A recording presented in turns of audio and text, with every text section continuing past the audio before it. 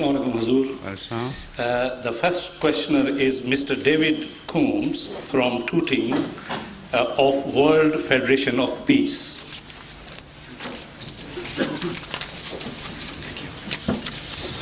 My greetings to you. How do you do?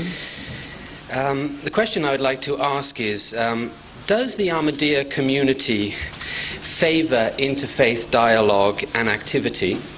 And secondly, if so, what does it believe can be accomplished by such dialogue and activity? Thank you. In fact, it is the Ahmadiyya community which took a pioneer move in this direction long ago. Close to the turn of the century, it was first invitation issued by Jamaat Ahmadiyya to all faiths for an interfaith dialogue. In fact, it happened even before that. In 1896, the first conference of interfaith which was held in Lahore was at the initiation of the founder of the Ahmadiyya community, Mirza Ghulam of Qadian.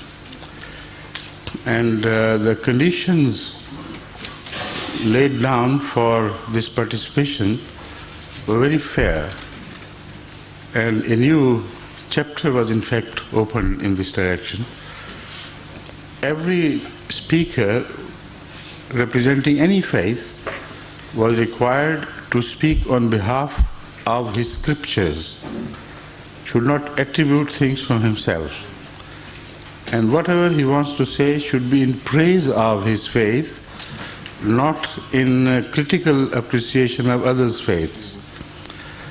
He should say whatever he may please, but with an open mind and always with a reference to his own basic scriptures, and bring to light the good points so that others may understand from the mouth of those who believe in something or what value they have in their mind and what role it can play in the world peace and so on. This was taken up later on by the second head of the Ahmadiyya community, who also happened to be my late father. He started a new series of interfaith talks. We called it Jalsa-e Mazahib. And in that, repeatedly all over India, such conferences were held under the same conditions. And they became very popular because many a misunderstanding was removed, and more than that, attitudes were rectified. Instead of the mad debates of the previous era, where everybody went for the skin of the other, everybody projected himself as belonging to a faith which was honorable, which was good for mankind, and so on. So in rectification of attitudes, such efforts are known to be fruitful. But beyond that, whether it will really change the face of the earth and will be able to establish peace, I have my doubts. Because this type of religious leadership, which participates in such conferences, has no hold on the masses of those religions they represent. And whatever decent attitude they display in such conferences, as far as the common men belonging to the faith are concerned, they are most often controlled and influenced by the zealots or zealots of the faith. And they don't like such reconciliations because they thrive on hatred, not on love. So the more hatred there is felt in the hearts of followers of one faith against the faiths of the others, more popular such leaders become. So how to emancipate, how to liberate the common people from the clutches of these vultures? I hope you won't mind my strong word vultures, but vultures it is which comes to my mind because there is no other better descriptive word. They thrive on carrion, human carrion. And it's very unfortunate that they do it in the name of God, in the name of their holy founders and prophets, etc., because they present a very sorry picture of religion as such, and they themselves are responsible for bringing bad name to their religion and their leaders. So if interfaith leadership also has some dialogue with the leadership which is really in command, then of course, hopefully, some better attitudes may result from that, reformed attitudes. The second thing is that the peace is far more related to the political attitudes rather than the religious attitudes. More often than not, it is religion which is exploited by politicians. And wherever religion has been found to play any negative role in the world affairs, it has never been able to do it without politics. First they command sources of power at the political level, then they play havoc with the peace of the world. So what to do about them? This requires much more than just some dialogues held at the level that you're talking about, in some peaceful atmosphere like this hall, etc., because these things do not make a dent upon the political thinking at all. So it is at best an academic luxury. Yet it is enjoyable to talk good and listen good is very good. Thank you.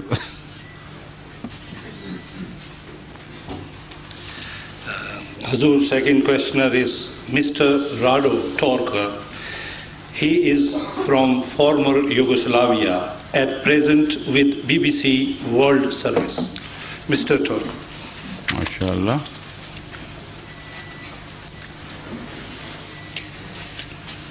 Your Grace, I have great admiration for your community.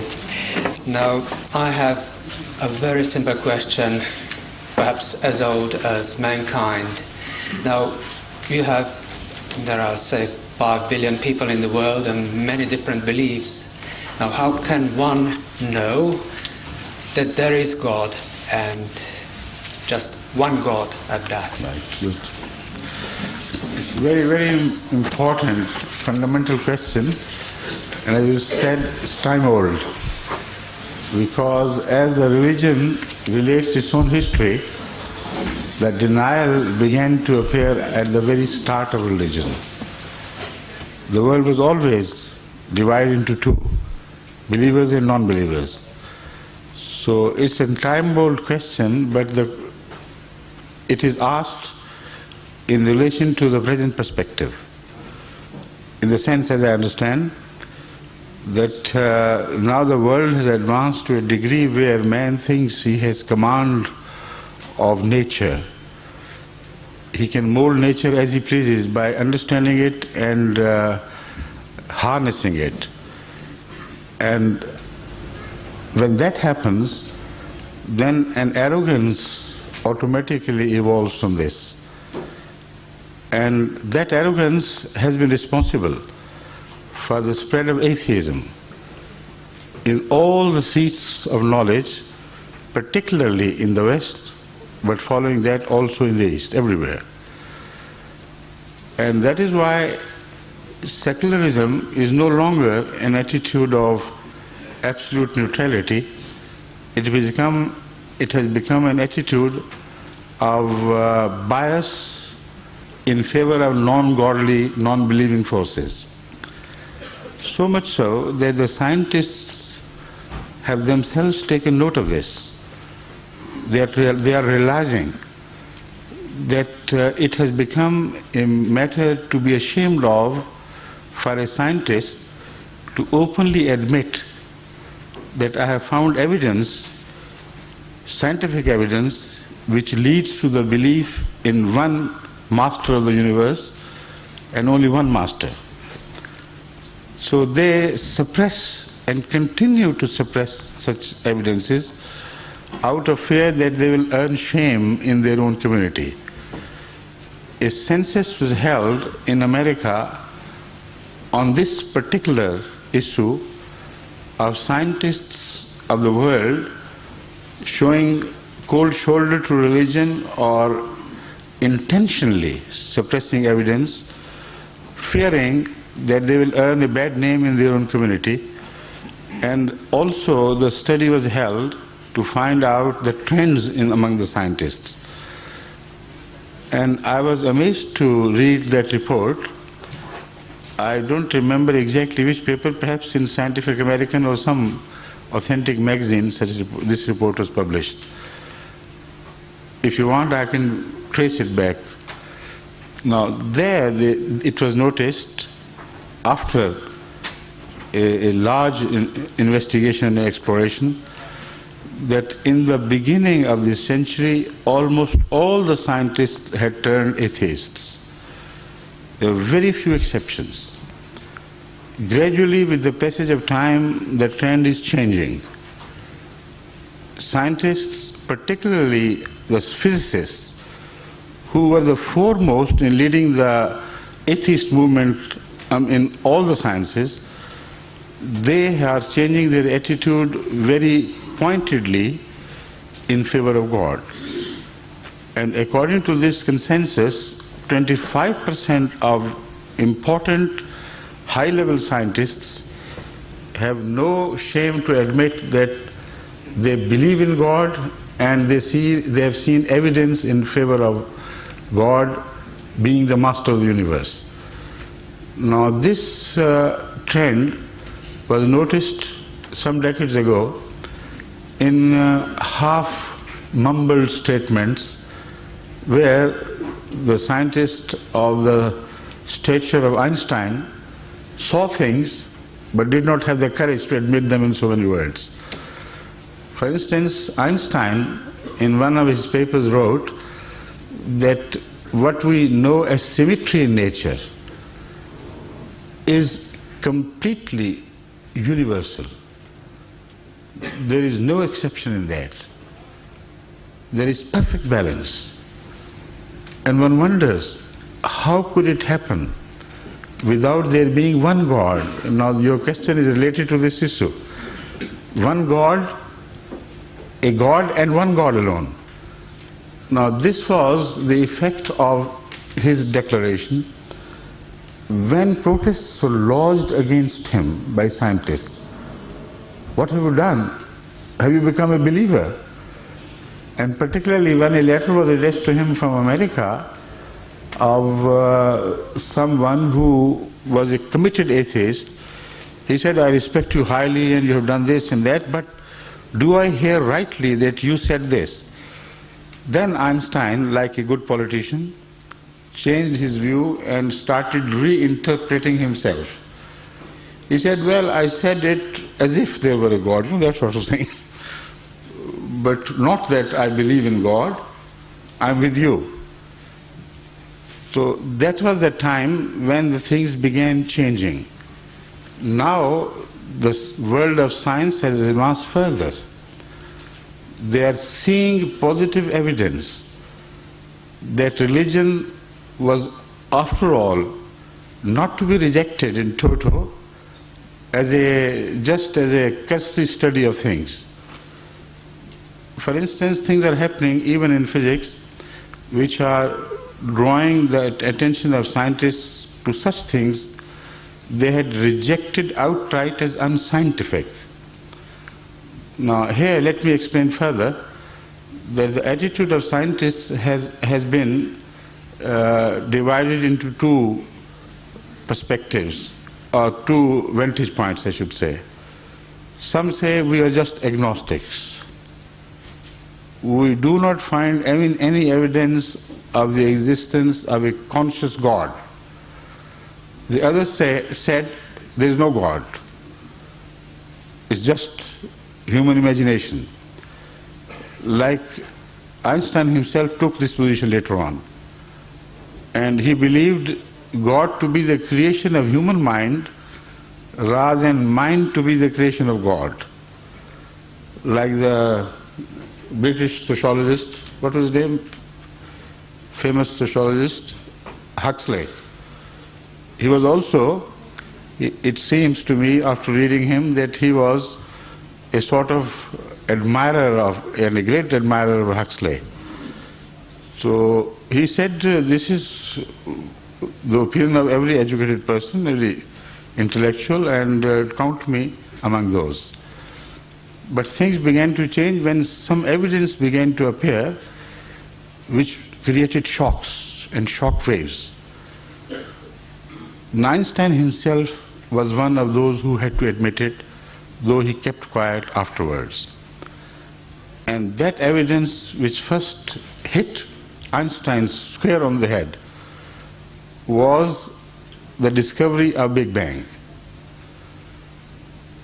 Now, when he visited America in 21 or 22, when the Big Bang theory was just in the offing, what Einstein exclaimed in wonder and also in sort of exasperation, he said, do you mean that we will have to believe in God now? Now, how could he relate the discovery of Big Bang to the issue of God's existence? Very few people understand that. But because there is not much time, let me skip this for the time being. There is a very deep, profound relationship between the discovery of the Big Bang phenomenon and the existence of God. A logical proof is found there. But that was the exclamation of Einstein's which is reported, registered, but then he never returned to this subject again. But things happen elsewhere otherwise as well.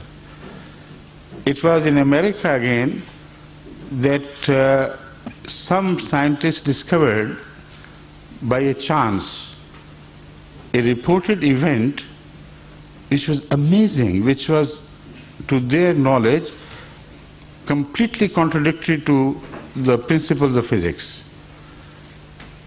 That discovery was made by a farmer who was dragging his boat upstream with the help of a horse. Boat was harnessed onto the horse, and the horse was harnessed for the sake of the boat, and he was dragging the boat upstream. Now, everybody knows that the pattern of movement created in water by a boat, whether it is still or otherwise, is something which is left behind the boat. It's impossible scientifically to accept that that pattern advanced beyond the boat and kept on moving on as if a boat was moving ahead of it.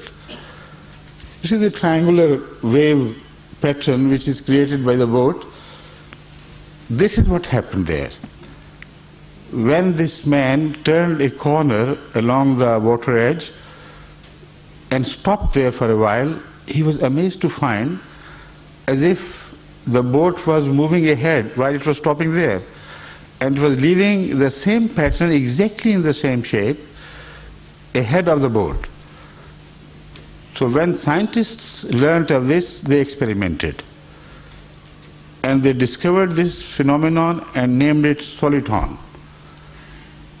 And there they related it to religion in a strange way. They said whenever it was told to us by religious people that there is a soul, and soul is a bundle of energy, which even when separated from the body keeps its entity alive in that fixed bundle of pattern. We said it's impossible, you're talking nonsense. So we rejected the idea of soul. Now this phenomenon could not have happened if we rejected it in the case of the soul. So from then on we had to admit that the existence of soul is possible, because energy in the form of a bundle not only was witnessed here in the physical world, but then the scientists started employing it for the advancement of science. In most computers, highly complicated computers built in Japan, Soliton is playing a very important central role. Instead of chips, they have made energy bundles which have neither a form, visible form, nor occupation of space somewhere. They don't know how they work, but they have known how to create them through electrical forces. And this is a common knowledge. I mean, this is not a religious view I am presenting to you. This is the most advanced scientific discovery in employment.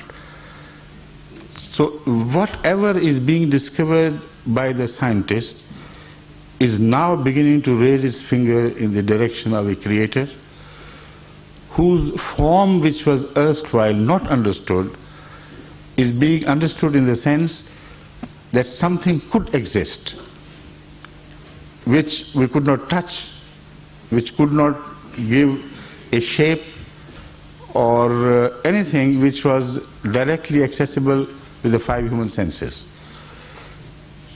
So, reading one of such articles, and this article definitely was published in the Scientific American, the last sentence is worth quoting. The writer, who was a Nobel laureate, as far as I remember, but I'll check up again, he at least was a scientist of great renown who wrote this article regarding new scientific discoveries leading to God. In the end, he said, around 200 years ago, when we took our journey into the investigation and exploration of nature, there sat some bearded religious people.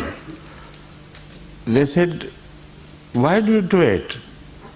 We tell you all this, what you say, is because God created these things.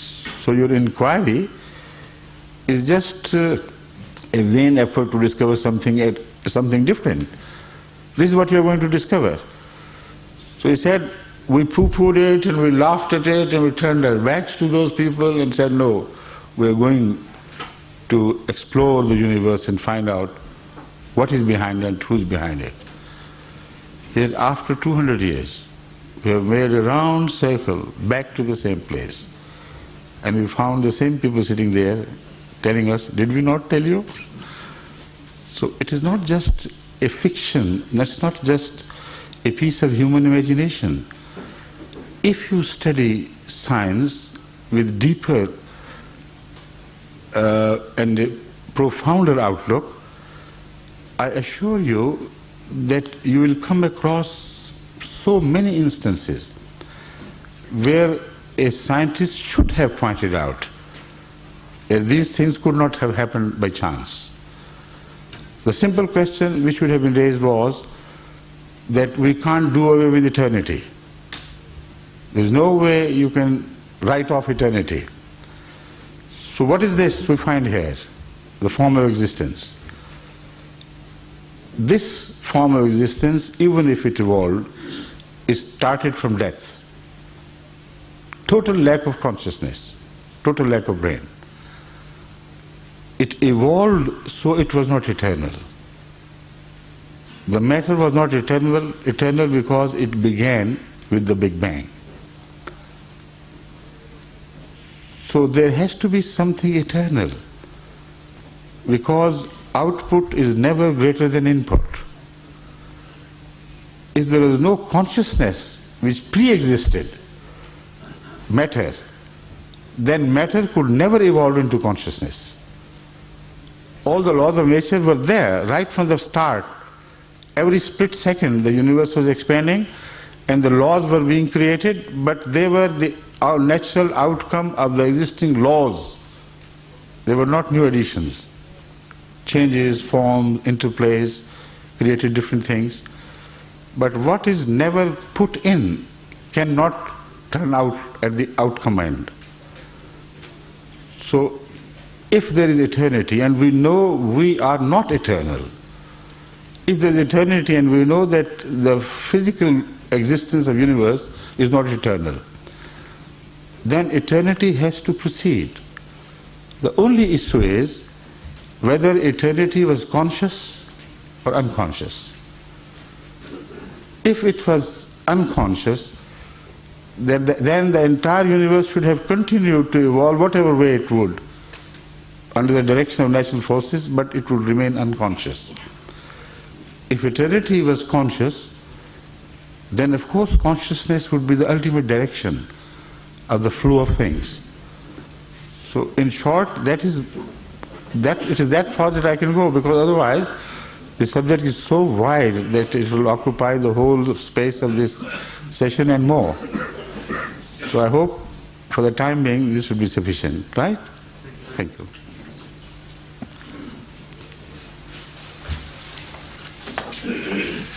Hazur, next questioner is Mr. Sadiq Noor from Somalia. Mr. Sadiq. Mr. Sadiq Noor from Somalia. Assalamu alaikum wa rahmatullahi Wa alaikum assalam wa rahmatullah. Mr. Sadiq Noor, how are you? Fine, sir. How are you? I'm fine, thank you. My How question... is your country Somalia these days? There is no government, sir. We are trying to fight each other out to solve our problems. The only government there could be, you shoved it out of your country. That was American government. Having frustrated their attempt to become the government of Somalia, now you're left without a government. Yeah. Unfortunate. My question relates to a hadith, which if you will allow me, I will read it. Do please. The Prophet Muhammed, peace be upon him, said, Right. in the following authentic narrations, which was narrated by Nawaz-bin-Salman. Yes, I know. Allah will You're talking about the Dajjal? No, I am talking about the descending of Isa ibn Maryam in the White Minaret in Damascus. That is, yes, of course. Yes, sir. Allah will send the Messiah, Jesus, son of Mary. He will descend close to the White Minaret to the east of Damascus. That's right. He will be wearing 2 bleached long dresses. His hands will be placed on the wings of 2 angels. Right. Whenever he lowers his head, drops of water will fall down. Whenever he raises his head, drops of moisture that look like pearls will fall down. No disbeliever can survive his breath, and so on. This hadith was narrated by as I said, Nawaz-bin-Salman, and it can be easily be found in Shahr al-Nawawi al-Alama Sahih al-Muslim, volume 18, page 63 to 70. Correct. So my question is, if this is the hadith, then how come we are saying that Mirza Ghulam, of Mirza whom... Ghulam Ahmad of Qadian, Yes, sir. was the same Messiah. Yeah, you say he comes from Qadian. That's right. Then he is contradicting this hadith. Thank you, sir. Of course. Please wait here and I'll explain that, everything. First of all, let us understand this hadith and learn the message from this. Obviously, you are taking it to be a literal message for the future. Right? Yes, sir. There is no metaphor involved. There is no metaphor in this. Right. So, do you really believe that at this age, when the entire universe has been mapped by scientists, and where the distances involved between one place and another are mind-boggling? In 1 second, the light travels at the speed of 186,000 miles per second. And the nearest galaxy to us is more than 1 million years of light away. In this galaxy, the distances again are measured in light years, no shorter than that. So can you imagine really that Hazrat Isa could have risen to heaven bodily, awaited there his return, and when he returns descending with his hands propped on the shoulders of 2 angels who are flying with their wings? How long will it take them to reach from the nearest star, whatever it is, to the earth? You see, they cannot move with the speed of light. because this is the law of nature, law created by God, not by any other person. That no thing, no earthly thing, no material thing, whether earthly or heavenly, can move with the speed of light. So, how many million years it would require Jesus Christ, after starting his journey downward to the earth, traveling on the wings of light to reach here? When you think deeper, you come to realize that Hazrat Muhammad Rasulullah sallallahu alaihi wasallam could not have talked against the nature of God in which he created and which he knew better than anybody else in his time. It's impossible. We must read the meanings behind these statements. But apart from that, leaving science apart, I draw your attention to the fact that the Holy Quran categorically declares Jesus to be dead. Now, if the Holy Quran says he's dead, and one hadith says, whether it is from Bukhari or any other hadith, that no, he went to the heaven, and when no other hadith of Muhammad Rasulullah supports this by saying that Jesus never died, but he was lifted to the heaven. There is no such hadith. And there is only descent mentioned. Then how would you compromise these three triangular differences? On the one hand, there is Quran, which categorically declares Jesus to be dead, which categorically declares that all prophets before Hazrat Muhammad Rasulullah sallallahu alaihi wasallam have passed away.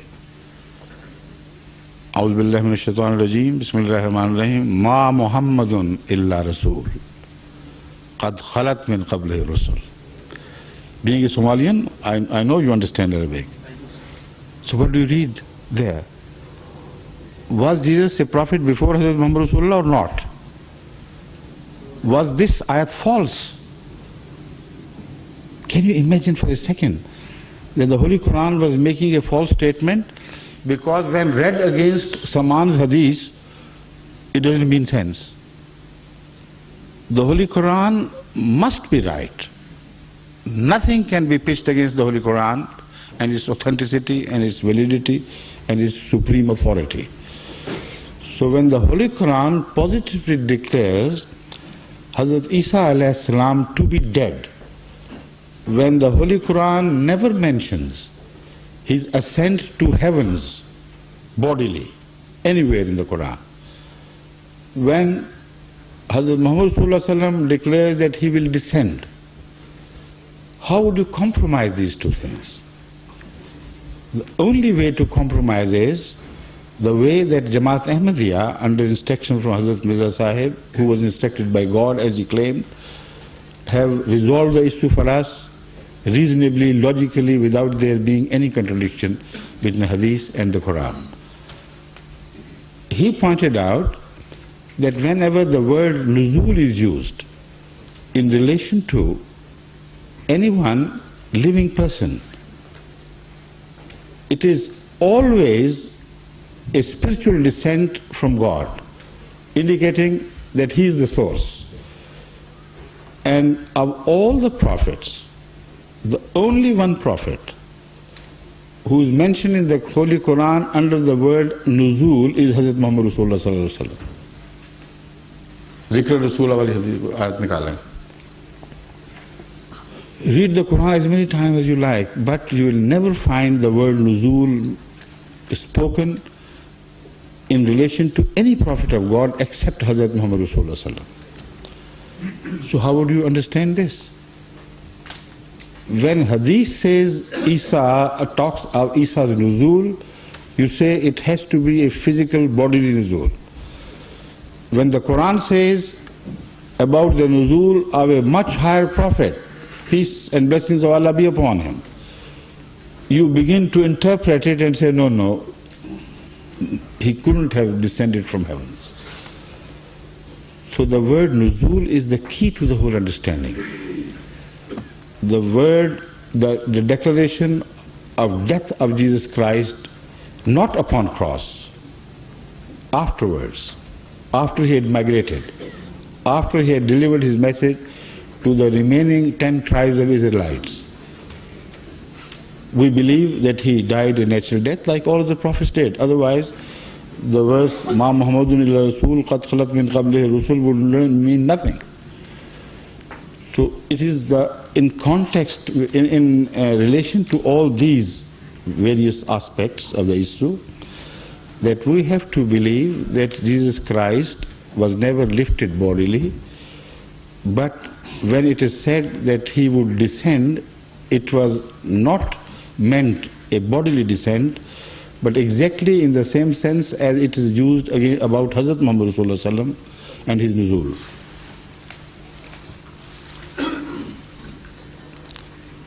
Fattaqullaha ya ulil albab allazina amanu qad anzala Allahu ilaykum zikran rasulan yatlu alaykum ayatillahi mubayyinatin liyukhrijal ladzina amanu wa amilus solihati minadh dhulumati ilan nur. Qad anzala Allahu ilaykum. To you God had made descend whom zikran, a personified remembrance of Allah, rasulan, a prophet of Allah. So this word nuzul is never used in the Quran about Jesus Christ. So if you have to believe that someone did descend bodily from heaven, because the word nuzul is used, Hazrat Muhammad Rasulullah has a prior right. Because it's not Hadith I'm quoting, it's the Quran. And Allah knows best the meaning of nuzul. So this should be the issue which should clinch, this is a verse which should clinch the issue. But apart from that, I will also draw your attention to the fact that that hadith is quoted differently, and other ahadith also speak light on that hadith. From other ahadith on the issue, we gather that the minaret on which Hazrat Isa alayhi salam would be deposited will have no staircase. Right? You have heard it. When the ulama hear of some strange happening, some prophet of Allah having been deposited on the top of a minaret, then they would run with their staircases and put it against the minaret, and Jesus then will be able to descend. Now, what a strange thing it would be. A man, it is said, well, I forget for the time being that, but what I'm saying is, a man descends from the fourth heaven, which has to be at least 1 billion light years away from us, without any damage done to him, and the angels who bring to him hundreds of thousands of times faster than the speed of light, they deposit him on the minaret and forget about him and just return to the heavens. And he is awaiting ulama to come to his aid and bring him from minaret to the ground. And that would happen in Syria, right? And when this hadith was quoted, there was no such minaret in Syria, east of Damascus, and to my inquiries, there is no such minaret even today. A white minaret without staircases, which is found in the east of Damascus. So, will you write it off altogether? If you give this emphasis and stress, lay such emphasis and stress on this tradition, then you should write off the coming back of Jesus Christ, because it has to be taken literally, and literally there is no such minaret which exists east of Damascus. And what is sort of, melodrama that would be? A prophet of Allah whom we are waiting for 2,000 years returns dangling in the open, putting his hand on 2 angels, and who drop them on the minaret, and this just disappear from there. And the ulama receiving him back, bringing him down to earth. And what would be his faith? Will he be a Hanafi, or a Shiite or Barelvi or a Wahhabi,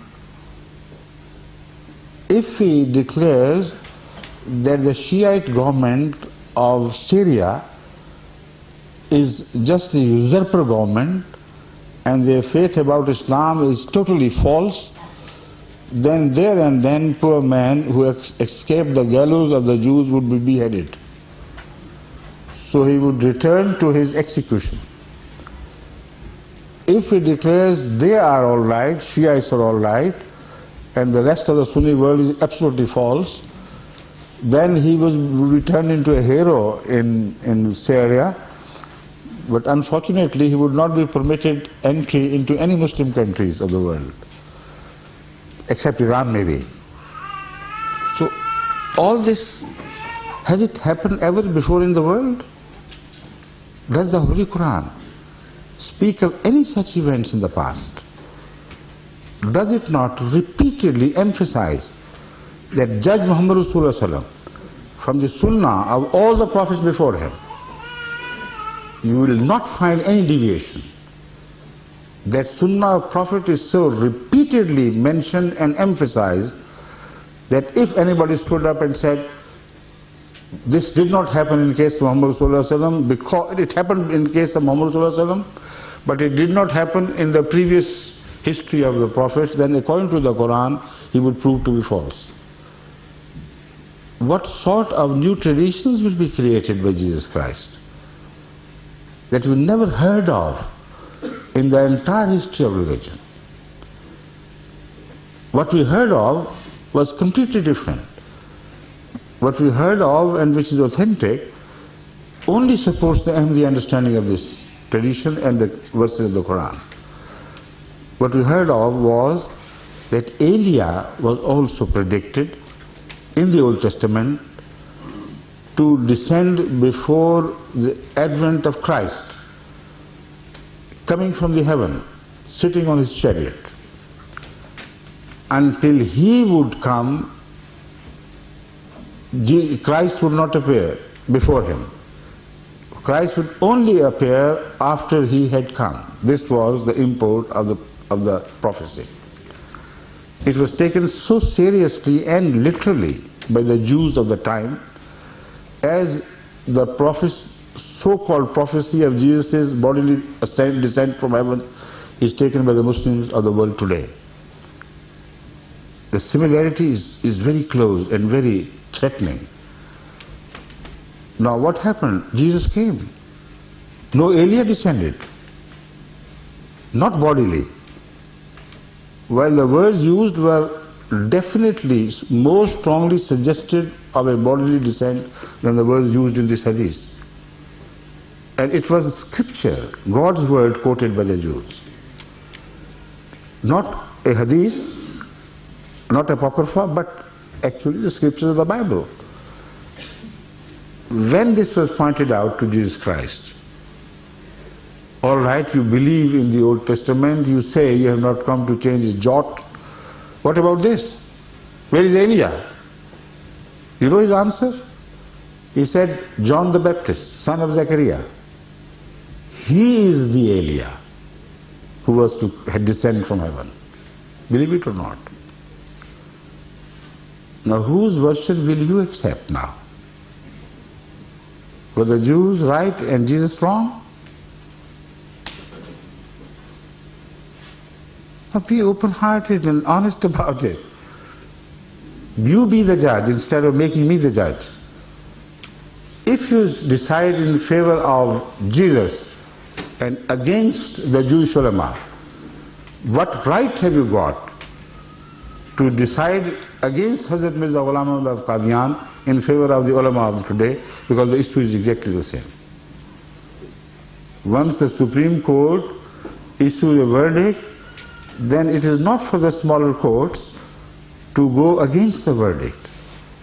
And this verdict about bodily descent is given by no person other than Jesus himself, whose descent is being debated. He understood the scriptures to be metaphorical and not literal. Think over it. Thank you. Mr. Metin Karapult from Turkey. At present, yes, at present he lives in Morden. Yes, please. Hi. Assalamu alaikum warahmatullah. I've been to your meeting a couple of times. Yes. And the small things is stuck in my mind. I would like to ask that one. Most welcome. I would like to ask how the identify which Muslim she through recording the saying Holy Prophet. I couldn't comprehend properly. Yeah. How I think how the quality of voice through this microphone as a loudspeaker is not very clear. Because my English Will is you not kindly tell it to him and he will pass on the message. how to identify Muslim sect. Muslim sect through recording the And this saying. one also? No, this he answered already. This one. Yeah. Hazur, he says that how we will identify the Jesus when he descends, and what is the historical evidence if he has died. You see, this question should be addressed to all the Muslim divines and scholars who believe in the re-advent of Jesus Christ. Those who believe that he will descend from heaven bodily, for them perhaps it is not difficult to answer this question. Because they say when he returns from heaven in the broad daylight, everybody would see him and we will know that he is descending from heaven and we recognize him. But the point is, where will he land? Which country? And who will the witnesses? And will they not say that maybe it is a newly scientific device, everything is possible these days, and some machine was invented with wings looking like angels, and some fake person rose and was lifted by the same machine and came at a time when everybody saw it. But also they have to answer a few other questions. The point is how old that man would be. Sometimes you recognize people by their ages. That Jesus which they are expecting to return has to be around 2000 years old. What would be left of him, of his bones and his muscles and fibers and eyes and ears and so on, Allah knows best. Unless he's deep frozen somewhere and suddenly revived and brought back to normal activity after that hibernation of a supreme type, his age would tell. But if that is his age, and normally age is permitted to pass through his body, then what sort of Jesus that would be and how he could help the world of Islam or any other world is unthinkable for me. But if he's frozen deep and he comes back at the same age as the Muslims divines believe he was lifted, then he would be a 33-year-old young man. And all the Muslim divines would reject him. They would say, we were expecting an old gentleman of 2000 years age. You must be a young man from here, picked up and thrown into the heaven by some Americans or British agents and this and that. So we don't accept you. But that is not all there is to it. Recognition is not enough. What he will do, you must go into that as well. According to the Muslim scholars, when he returns, he will not make any attempt to reform the Muslim society of the world. Even he is accepted. Even if he is accepted, he would leave them alone and say, now I am turning, I am going to break all the crosses of the world because this is my task of the prime importance.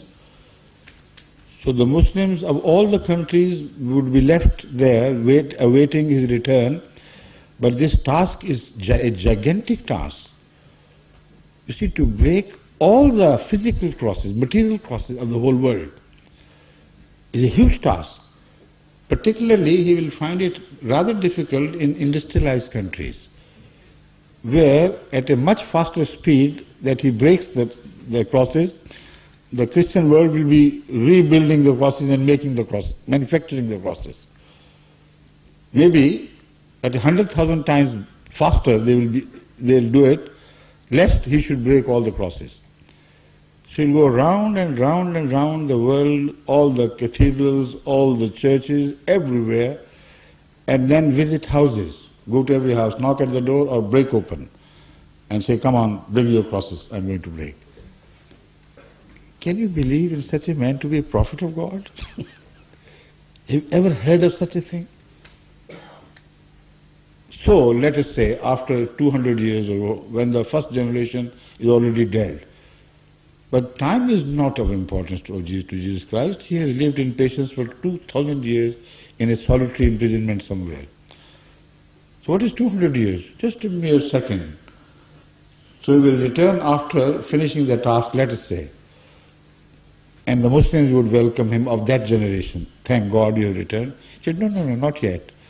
I have yet to start another expedition of killing the Dajjal with my own hands, with my own sword.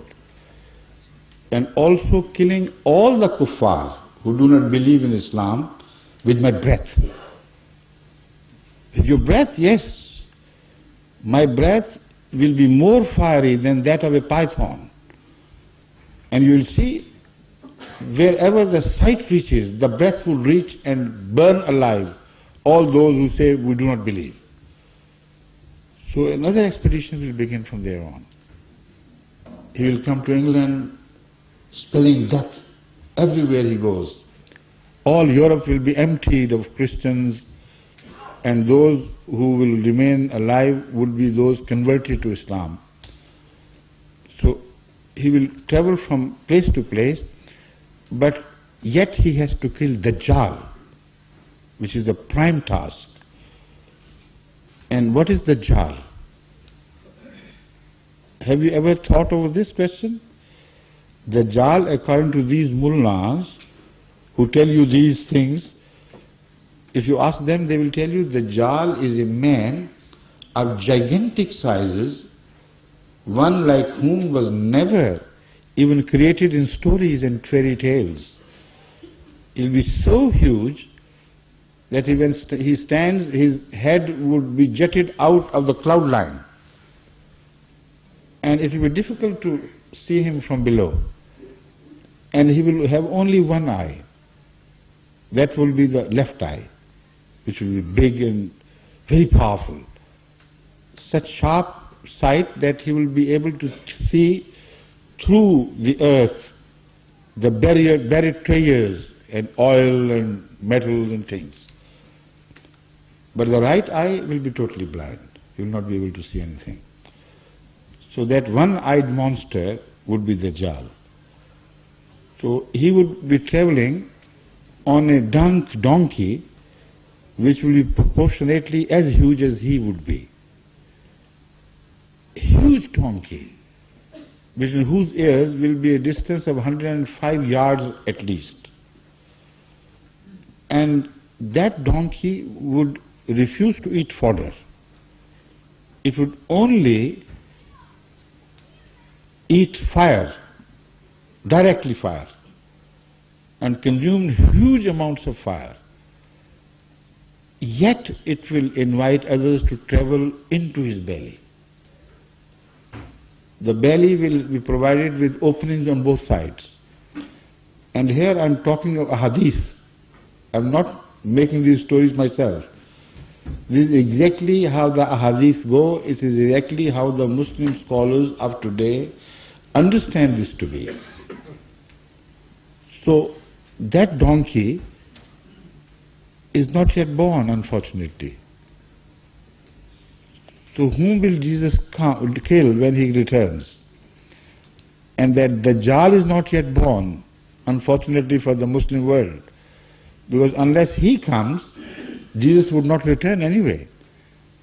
but according to their stories which they tell you, which were not originally stories, which were absolutely fantastic prophecies which came true, not literally but word for word. Whatever the meaning they contained, they were proved to be correct. They were the greatest prophecies ever made by any prophet of Allah. But the mullahs have turned them into stories because they want them to be fulfilled literally. But anyway, according to their story, they will tell you that that donkey would be able to run very fast. It would be able to cover distances of months in hours. And also that strange donkey would be able to swim in the oceans and will not sink. Swim the oceans across to other countries. And from Dajjal, he would bring aid to those poor countries who believe in Dajjal, and food aid in particular. Mountains of wheat and other grains will be loaded on the back of that donkey, and that donkey will swim across the oceans to deliver the aid to those who are under the influence of Dajjal. But it will not help those, even if they are dying at large scale, who deny Dajjal, who are not friendly to Dajjal. So that donkey even swells larger, because the size of donkey you read about cannot carry mountains of wheat, but when it goes to this water, enters the seas, suddenly it swells into a much bigger size, more like a huge ship. But that is not all. The donkey, according to the story, or according to me, when I explain it, according to the greatest of the predictions ever made by a prophet, would also be able to fly. Would fly such long distances as when it takes off from the east, it will land in the west. Because the Hadith says his one foot will be in the east and the other will be in the west. Now this is an example. It doesn't mean that he would tear his body apart, because the donkey is too small to put his feet one in the east and the other in the west. It is, at least this should be taken metaphorically by everyone. This means he would fly. He would start from here and jump over across the oceans into the west. And he will carry passengers. They will be provided with comfortable seats. The inside would be lighted. And the fire he eats will not hurt them. Now, what sort of donkey that is? Have you not understood as yet? It is the modern modes of travel. They are all fire-driven, without exception. And they answer to the description of Hazrat Muhammad Rasulullah so perfectly that one is amazed with the wisdom and glory of that Prophet, who saw in future what was to be invented by man, and whoever was the master of that donkey had to be Dajjal, according to these traditions. A huge man, not physically a man, but sometimes a single man with huge dimensions indicates a people, a large number of people or peoples, not one people only. So his left eye would be so bright he will be able to see underneath the earth. And this is exactly what the Western Christian powers are doing.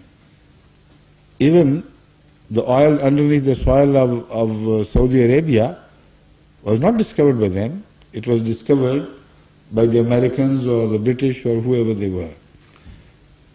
All the heavy treasures of the earth have been discovered by these people, who have the advantage of speed in their favor. So when the Holy Prophet said that riding that donkey, the Dajjal would conquer the whole world, this came true, exactly. Today, the decisive factor in combats is speed. the faster you can move, the more certainly you are going to emerge as victorious. So the speed will be at the disposal of the Dajjal, according to Hazrat Muhammad Rasulullah Sallam. Yet he will let others benefit from that. So when he describes the donkey to be the ride of the Dajjal, at the same time he says that ordinary people would travel by that. And he goes to such fantastic detail that he says that when the donkey would be about to depart, he would announce, "I am going to leave for the next station. Whoever wants to come and join me." And then, giving warnings, he would leave afterwards. So it would be a public modes of transport. So this is the railways, this is the motor cars, this is the planes, this is the ships. So whatever is still understood to be a story, a fairy tale, which no sane man on earth can accept as such, was the greatest of the prophecies ever made by any prophet about the future events. But you believe, I mean you should believe if you are not an Ahmadi, that no, Jesus would be, now the donkey would be a real donkey. And the Dajjal would be a real monster. So Jesus would leave you alone and pay his attention to the search of the Dajjal. Unfortunately, no hadith tells us that Jesus will be provided with a fast mode of travel. He is only going to run about on his own 2 feet. He can't even jump high. He couldn't even jump from the minaret at which he was deposited. So these are his limitations. And the donkey is that fast and that huge. So I really wonder, how would he catch up with the donkey and where? And in one jump he'll go to the west, and poor Jesus Christ, if that is the Jesus we are awaiting, has to be poor Jesus Christ. He will foot it to America, all the way from Pakistan or Saudi Arabia, wherever he is deposited, or let's say Damascus. And when he reaches there, by that time, that donkey would have made many returns to the east and from there to west. And then when the donkey hears, and his sight, is very sharp. He sees underneath the earth. How could he miss Jesus Christ? Haven't you ever seen a television show with the mechanical eyes which, when put on, suddenly begins to see across? So his eye, if at all an eye was born, is described exactly like that mechanical, fictional eye. So Jesus would be, before he landed somehow in America, and why should he be given permission to land in America when he is such a sworn enemy of Christianity, which is attributed to him? The Moonies were refused. The Moon was refused entry into Britain because of the possible damage he could do to the faith of the Christians. But let's see, he is given an entry into United States. The donkey would fly over and reach the other side. So what a game. What a childish imagination. But turn to Hazrat Muhammad Rasulullah Sallam's stature, his wisdom, and you suddenly begin to read light in all, begin sense and fantastic reality in these predictions of Hazrat Muhammad Rasulullah Sallam. They have come true, all of them. The Dajjal has conquered the whole world. It has started receding. They have invented all the modes of travel which were indicated in the Hadith which people quote, and the Messiah had to be born before that. Where is he? Why has he not come? He has come. He has taken up the cudgel for Islam. He is fighting the battle. He is breaking the cross. Not literally, because literal application of these hadiths are impossible anyway. They're most absurd things to have happened. they're against the honor of a prophet to be attributed to him. But yet he has another task to perform. Unfortunately, the story is not over as yet. He has to leave the Muslims awaiting for another 200 years, maybe, or more, in search of swines. Now that will be his special hobby in those days. He will say, as yet I have not finished my task. I must kill all the pigs in the world, literally. So he will visit sties, other, farms where they are raised, and go to the jungles, river banks, and he will kill every swine with his own hand. There are millions of swines, if not billions, in the world. So how long will it take? And he will have to cover all the distances on foot. Because I have not read any hadith indicating that he will be provided to a God a special power to move fast. His breath, of course, will move fast, but not he himself. Do you believe in this? You must. But the way these predictions should be believed in, giving, bring to the world the honor of Muhammad Rasulullah, his greatness, his wisdom, not otherwise. So this is in short the Ahmadiyya message, and I hope you have understood it. Thank you. Huzur, next question is Dr. Nick Evans from Newham. He is a scientist at Natural History Museum. Please. Most welcome. Good evening. What I'm interested in is to hear your views and any insights, obviously in the context of your religious beliefs, on the use and exploitation of natural resources, that's animal, vegetable. Excuse me, I think the microphone is slightly removed from you. That one, maybe. Can you hear me now? Now, yes. Yes, I'll repeat my question. I'd be very interested to hear your views and insights that you can offer from your religious studies on the use and exploitation of natural resources in the broad sense, that's animal, vegetable and mineral, and following from that, if there's anything that can be said or developed on the conservation of those resources. About? Use and exploitation of natural resources. Please, thank you. You see, the Quranic statement regarding the creation of the universe gives us a comprehensive idea as to what we should do regarding the natural resources and how we should treat them. The Holy Quran speaks of the universe in a way that I have not read it mentioned in any other book, divine book, because their age was a different age, and Holy Quran claims to be the book for the entire future of mankind. It says repeatedly that whatever is in the heavens and whatever is in the earth, and also whatever is in between them, that is created for the purpose of serving man. So resources, when you refer to them, are mentioned in the Quran to be much wider than the resources available to us here on the planet Earth. And the message is that everything is created purposefully, and man is the master, and the universe is made to serve him under God's creative design.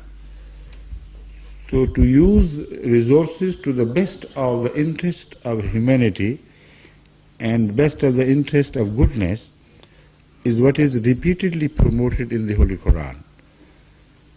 Now, speaking of this verse, I again point out, you are a great scientist, I understand, and I'm really happy that you are among us this evening, that previously it was understood that there were empty spaces in the space. At the time of Hazrat Muhammad Sallallahu Alaihi Wasallam, the concept of space was very rigid. It was more like Aristotelian age concept, which presented the universe as heavens as covers, plastic covers, studded with shining elements, and they were the stars, etc. But the Holy Quran presented it in a completely different scenario or view, which seems to be so unbelievable to have been attributed to unbelievable when you attribute it to a man of that age. Because he is not talking of things which he inherited, he is not talking of things which he knew at that time, which could have known at that time. Yet he says that whatever is in the heavens and whatever is on the earth and whatever is exists in between them, all that is for the service of mankind. And the in-between concept is non-existent.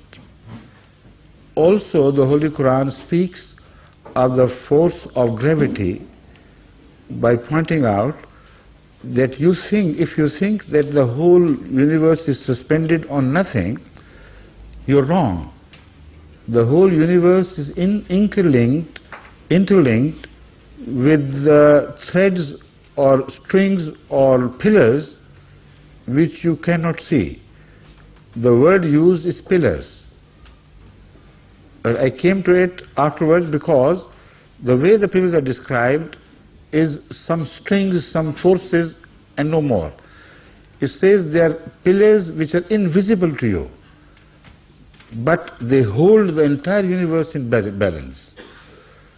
So things of this nature indicate that it's an open invitation to man to search more, to explore more, and even beyond the space of this earth, go into space and find out how best he can benefit from all that has been created for the purpose of service of man.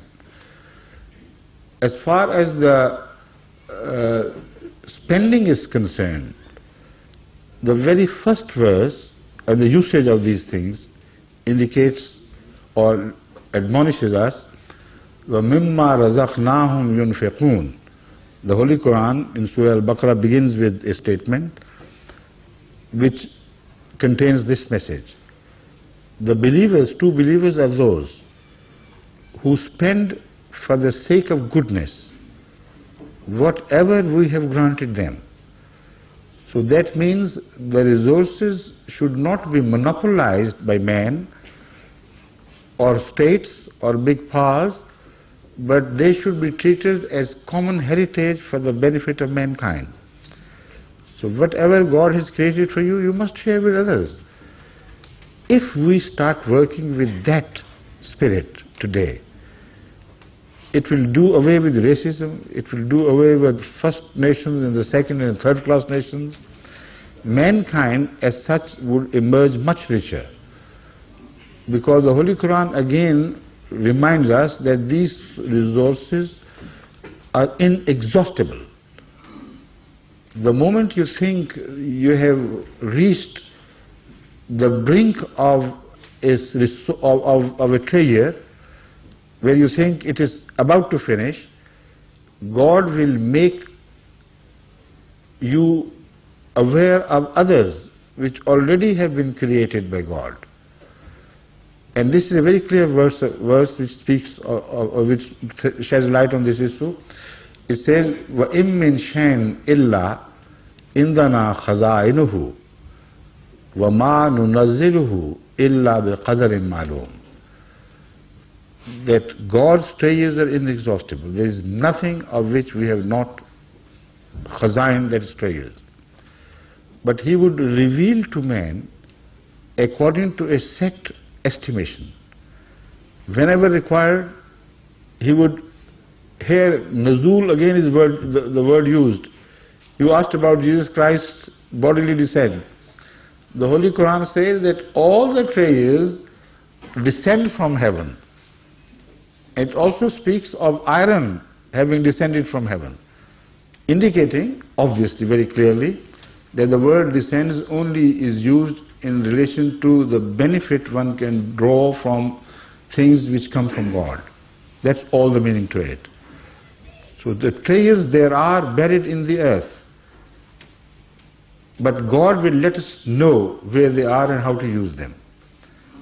This is the meaning which is supported. It's not just my own interpretation for the sake of becoming a pleader for the Holy Quran. The Holy Quran speaks for itself. Speaking of the world to come, the Holy Quran says, وَإِذَا زُلْزِلَتِ الْأَرْضُ زِلْزَالَهَا وَأَخْرَجَتِ الْأَرْضُ أَثْقَالَهَا وَقَالَ الْإِنسَانُ مَا لَهَا. A time will come when the earth will throw out its heavy metals. And the world would be wonderstruck and said, what is happening to the earth? Why is it throwing up its weights, heavy weights? So the word athqala means anything heavy, which means heavier things are buried in the ground, which will be thrown out at the injunction from instruction from Allah. And the time would come, man would think that he is discovering, but it would be through Allah's destiny that he will be able to do that. And the earth will, throw out all its heavy treasures. So read this in connection with what I have said. It's become very obvious that khazain were not descent from heaven, that is, treasures would not descend from heaven, they are already here. So if we spend in the cause of Allah for His sake, sharing what we have discovered of the wealth, it is a promise by God that we will not emerge the poorer for that. We will be bestowed more and more and more. So why not change this policy towards the rest of the world? Wherever we find something of common usage for the mankind, for the betterment of mankind, if we share these resources, I'm quite certain that the rich nations will not emerge poorer. They will be far richer and much more beloved of the people of the earth than at present they are. This is an advice regarding resources which I also rendered to Saudi Arabia and other oil-rich countries. I said, at least you should begin to share this wealth with your own Arab brothers. Many Arab countries who are unfortunately deprived of this wealth, this black gold wealth, you should consider it to be a bounty for the whole Arabs, if not for the whole world. If not for the world Islam, at least share it among the Arabs. And many problems will be resolved. No Iraq war could have taken place if such an attitude had been adopted by the Saudis or other oil-rich countries. So if that is what you meant to inquire regarding my views, I have laid myself open. Is that right? Thank you. Now I will invite Miss Irma from Manchester. Miss Irma. Hazur, I would like to ask you if you could please throw some light about the future of Bosnia, and secondly, would you establish a mission over there for progress of Islam? Future of Bosnia, I could clearly understand, but the remaining part of your question I just missed. Could you help me? Could you establish a mission in Bosnia for the country? Oh yes. Oh, I understood. Thank you. Future of Bosnia, in my view, is brighter than ever before. Because before this war took place, Bosnia was not known among the Committee of Nations as anything of importance. It was a small state of Europe which had suffered heavily during the previous two world wars. And it was engulfed by communists all around. Bosnians were never given the option of making choices for themselves. And they were engulfed all around by forces which had insulated them from the rest of the world, particularly from the Muslim world. So now things have changed completely. You have suffered a lot, you have offered huge sacrifices. With the grace of Allah, He gave you strength to do that. But what I see now is the era of reward. You are going to be rewarded not only in the hereafter, but here on this earth for your gigantic sacrifices which have raised your head among the nations as a great nation who knows no defeat. But at the same time, there are attendant dangers. I am afraid that with this new identity discovered by you, many among you would turn to the extremist Muslim countries for aid, and with the aid will come the darker understandings of Islam which they hold, unfortunately, which makes Islam so unpopular in the West. So what I am afraid of is extremism which may follow this new setup, and that extremism would be particularly done with the intention of gaining rich friends. But that will be extremely detrimental in the long run. First of all, most of these countries, whether they are Sunnis or Shiites, they live in the medieval ages of Islam. They don't go to the brighter other end, the beginning of Islam. But whatever they know about Islam is they have inherited from the ulama born in the Middle Ages, which were the darkest as far as Islam is concerned. So they will drag you back instead of pushing you forward. So what sort of future that would be? That instead of advancing in time along with the world's nation, you will be striving back into the darkness. But that would not leave there. A polarization will begin within Bosnia. Strife will begin in the name of extremist Islam and more understanding Islam. Europe will be again alerted. They would take all possible measures to defeat the forces which are trying to plant the kind of Islam which they considered as a threat to them. That was just the fear which made them take an attitude through which you have already suffered heavily. But already I have seen the same trend reborn again, reborn among the Bosnians now, who are running to Saudi, to Iran, to Turkey, to Pakistan, to other countries, come and send us mullahs and come and have new contacts with us and treaties with us. And that is why perhaps Clinton thought it fit to go to Bosnia and make them understand, okay, we helped you not for this purpose, but we helped you and we can also turn the tables against whatever happens here if we so choose. So behave yourself. Now, this is bad for Bosnia, but Islam is not bad for Bosnia. What is good for Bosnia is to go into the future with a religion which is the religion of the future. A brilliant universal philosophy. A philosophy which can enlighten people of the world all over without creating frictions, without creating problems, without creating terrorism. And as such, we have been telling the Bosnians in exile that you will find haven of peace in Ahmadiyya view of Islam. We don't believe in coercion in the name of religion. We don't believe in terrorism. We don't believe in disorder. We believe in the deliverance of peace through Islam. Any other understanding of Islam is contrary to its very name. Islam means peace. Islam means deliverance of peace. So how could Islam permit terrorism or coercion in the name of God in any form? So this is as far as the religion goes. If you reject Islam as a whole, unfortunately for you, don't make your choices as to what Islam should be accepted, what should be rejected, but you get tired of this and say, all right, we tell the Europe, we are with you, whatever your way of life is, we accept and we tag along with you, with whichever way you like us to be led. then you'll turn into utter materialists.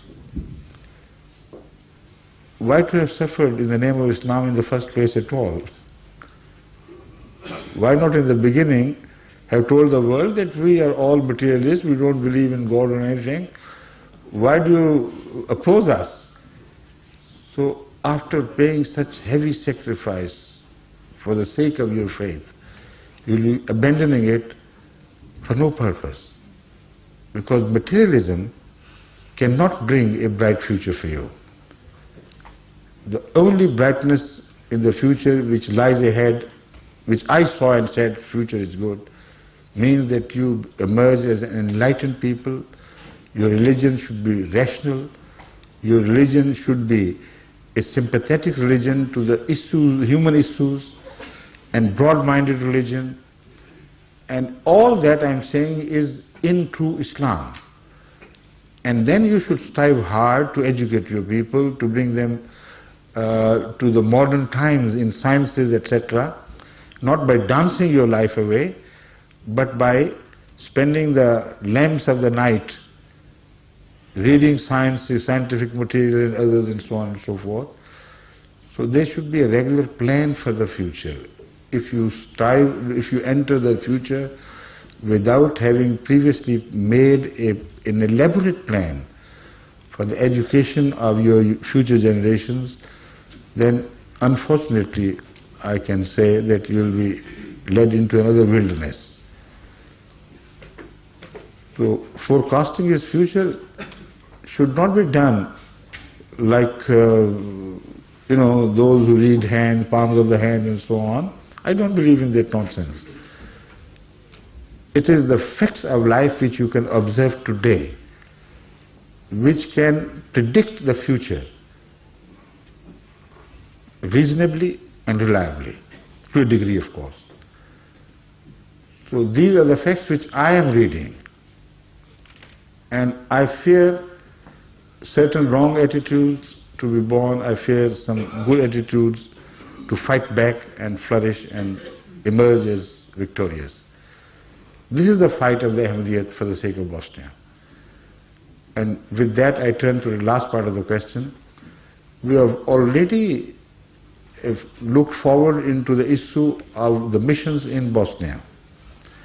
Instead of sending foreign missionaries there from Pakistan or elsewhere in the world of Ahmadiyyat, we have decided to train the Bosnians of each city and township who have joined Ahmadiyyat in Islam, to warn them against those zealots and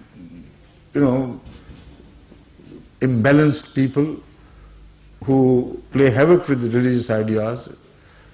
We have already started training them as to what really the Holy Quran's message is, what these traditions mean. Islam is the name of balance. Islam is a beautiful religion. Guard these values whenever you return home and become missionaries for these values. So instead of sending 1 or 2 or 3 missionaries, we have already started preparing hundreds of missionaries in many countries of the world. Already the response is very favorable. From Germany, I have received reports and they say that Bosnians are taking part with such zeal and enthusiasm in this program that we are so happy that you suggested this program to be launched. If they had returned to their country without going through this training course, we don't know what may have happened to them. So inshallah the Bosnians will take care of Islam in Bosnia themselves. Right? Thank you. The next questioner is Mr. Gabriel Medkin. He is a member of the Ethiopian Orthodox Church in London. Right. Your Holiness, greetings to you. My question, which my colleague has taken away, is this. How do we explain the physical nature of God, if it can be described this way? As in my understanding, everything spiritual must, take on a physical manifestation for man to comprehend and to relate to it? And adding on to that, how does the Messiah within Islam play a part in that? I understand the question. Thank you very much. And the difficulties you are confronting. First of all, I don't believe in physical manifestation of God at all. I reject this idea as one of the darkest ideas against God. You see, God is described in the Holy Quran to be the light behind everything, but the light we see is not God. He's far too refined to be visible even through instruments. And the rarer a thing becomes, its existence cannot be challenged. In fact, it becomes more powerful in many ways. The light which we see in the visible spectrum of light is less powerful than the light we cannot see. The ultraviolet rays at the shortest wavelength are so powerful that they can destroy every form of life on earth.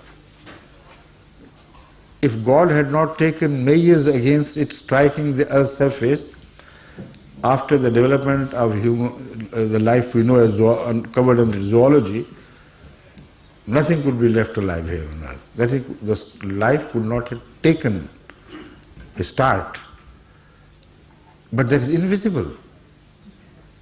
So to demand visibility of a thing for the sake of belief is just a childish attitude.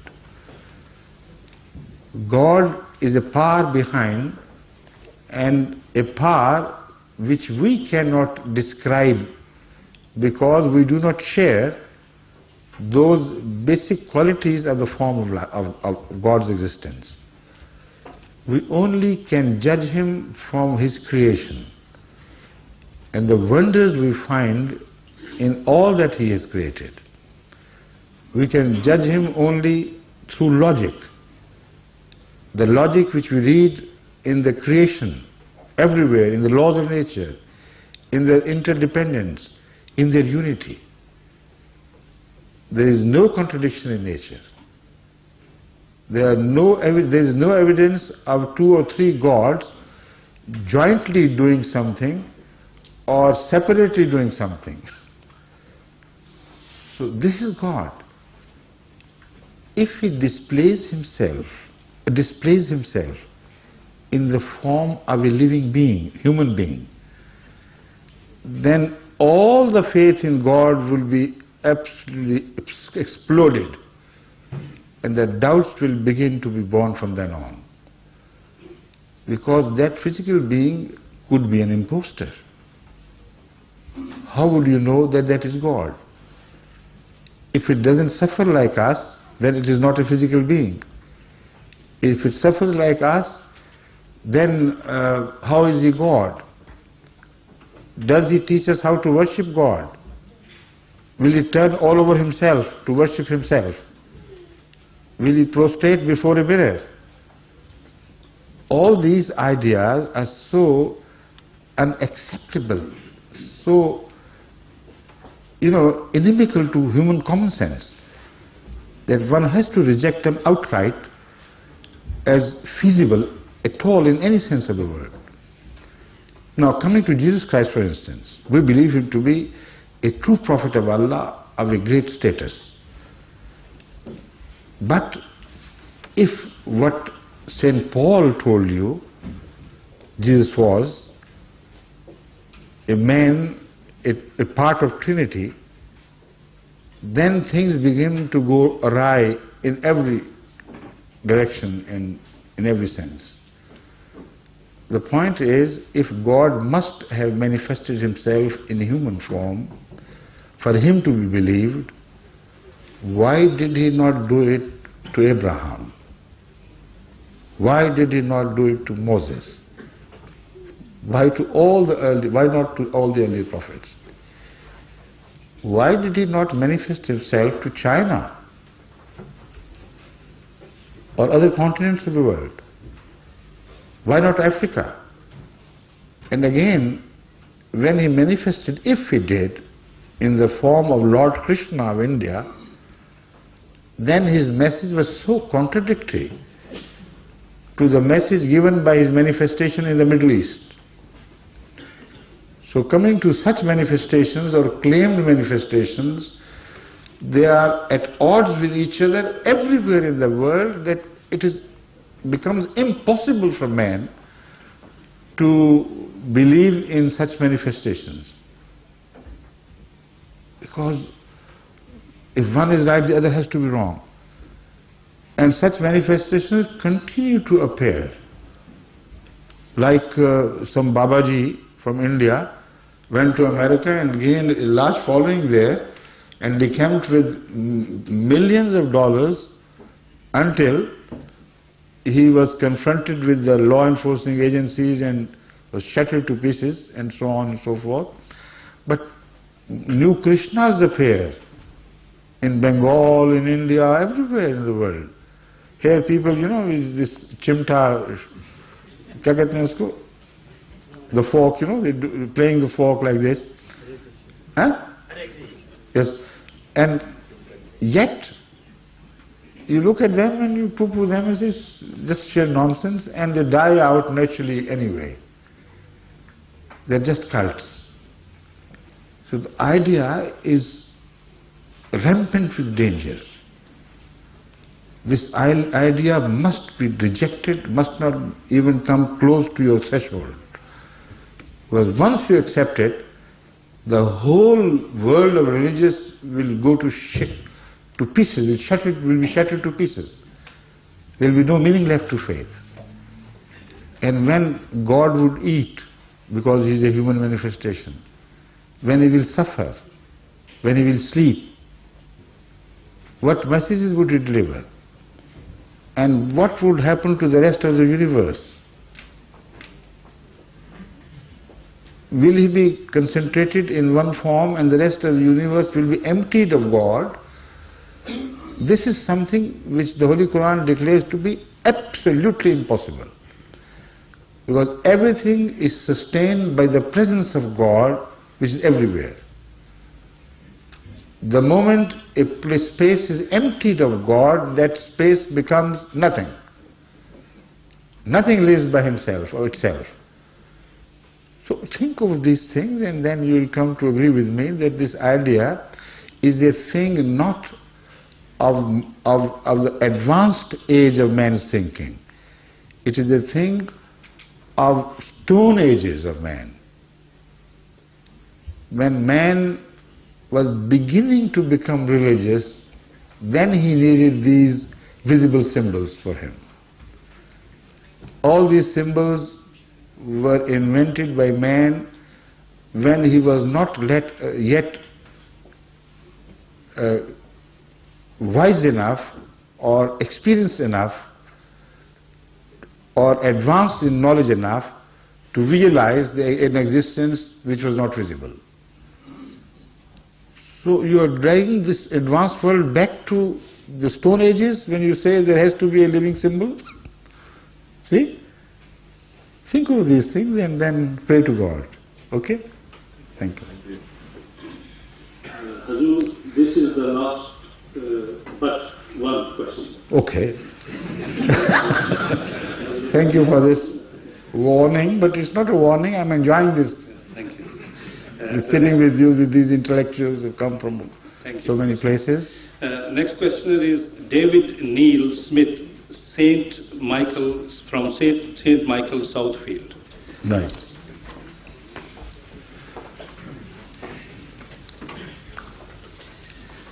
This week there's been much debate in the British media and particularly in the church about the existence of hell.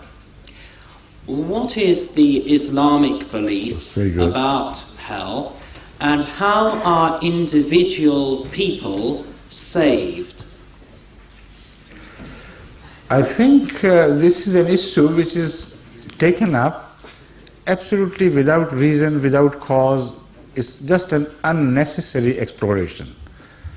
While you know what hell is created by you yourself. When you read the protest in the papers or on television of the leaders of Britain as to what is happening to our society, where children are abused, where the poor are becoming poorer and suffer so much, where in extreme colds in such an advanced countries there are so many who don't find a roof over their heads. They have to sleep in the streets in paper bags or cardboard houses. This is hell. And ugliness is hell, which is created by man himself. So man suffers from the hell which he himself creates here in this world.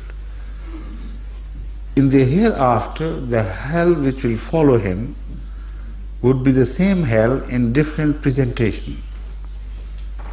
Each man will create a hell for himself, or does create a hell for himself, unless that hell is extinguished by the forgiveness from God. The man is bound to suffer as he suffers here in the hereafter for his unpaid debts. Right? Thank you. The next questioner is Mr. Rahmatullah Karni. He is a well-known Urdu and Punjabi poet from Hounslow. Wa alaikum assalam wa rahmatullah. And where do you hail from originally? UP? I was born in Abadan, Iran, while my father was serving over there. Right, but you are a Punjabi, of course, originally. Well, I should say that I come from the same tribe from which there was Awais Karni. Yes, I know, but that is, you're talking of very old. I'm talking of the comparative near future, near past. Well, I was in Amritsar. You seem to belong to Jalandhar area or thereabout. No, I was from Amritsar. Amritsar, oh, that's East Punjab, I mean, yes, that's right. So Ali Jab, पहले तो ये है कि मैंने एक शेर जी चाहता कि आपकी खिदमत में पेश करूं। वो ये है कि लेकिन गजल का शेर है अच्छा कि क्या लहजा है जालिम का कि जब बात करे है, क्या लहजा है जालिम का कि जब बात करे है, जब बात करे है, लगता है कि फूलों से लदी शाख जड़े है। तो सुभान अल्लाह, आप ये आपका शेर है? जी मेरा शेर है। तो फिर आप ही के मुंह से फूल झड़ते थे सुने हमें। No, don't interfere with them. You know, we understand each other's language. Don't interfere, please. तो इसी नाते से मैं ये अंग्रेजी में मैंने लिखा था कि poetic symposiums in the praise of Muhammad, the peace may be upon him, sallallahu alaihi wasallam, and compiling all those verses into a book.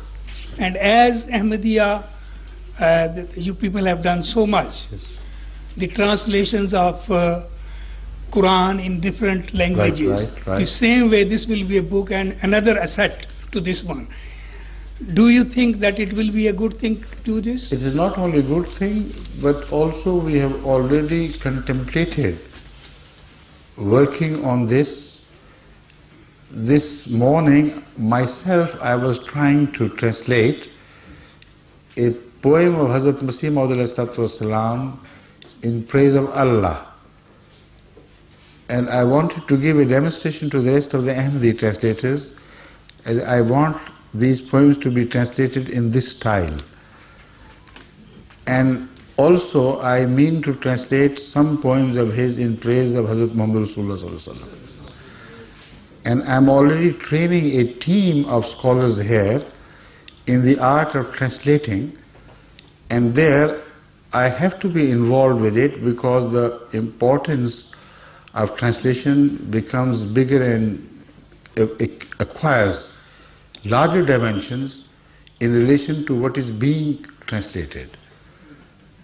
If it is the Holy Quran, then every possible care has to be taken that you remain as close to the text as it is possible, yet do not lose the beauty of the text during translation. Now, that is where a compromise has to be made, without sacrificing one for the sake of the other. So it's a very, very difficult and delicate task, and very carefully it has to be attended. So we are doing it, and I'm proposing to publish a new generation of Hazrat Muslih's poems, which if you read in Urdu, if you have not read in Urdu, you'll be amazed. Such a wealth of the praises sung by him of Hazrat Muhammad Sallallahu Alaihi Wasallam. It's amazing how the world could miss them. The world which doesn't belong to Ahmadiyya but does belong to Islam. They shouldn't have. But inshallah we'll do some work on that. But also his Persian poetry is so rich. His Arabic poetry is so rich that starting from him, once we finish the works, then of course we'll turn to other lesser poets of Ahmadis and non-Ahmadis who have sung the eulogies of Muhammad Sallallahu Alaihi Wasallam. And inshallah, your idea is beautiful and we'll follow it. Thank you. That was the last question. Okay, and the time is it's perfectly fitted into time as well, didn't it? Yes. Yes. And do you have a program for Bath as well? No, not. There are 4 ladies. So that will be done later on. Huh? And now we prepare for the Maghrib Isha prayer, which we'll perform together. If you are busy in a religious work or other important meetings of the community, according to Islam, then you can say 2 sets of prayers as Jama. That is, you can join Zohr with Asr and Maghrib with Isha. So this day we took opportunity, I decided to use this provision for the sake of so many guests who have come from far and wide. And inshallah, after 10 minutes or 15 minutes, after 10 minutes from now, we'll go to the mosque before if we can, but the prayer will begin about 10 minutes from now, or from 10 to 15 minutes. With that I take leave of you, and I must thank you one and all. You've always, all of you have been so kind, so patient with my sometimes very long answers, and so courteous.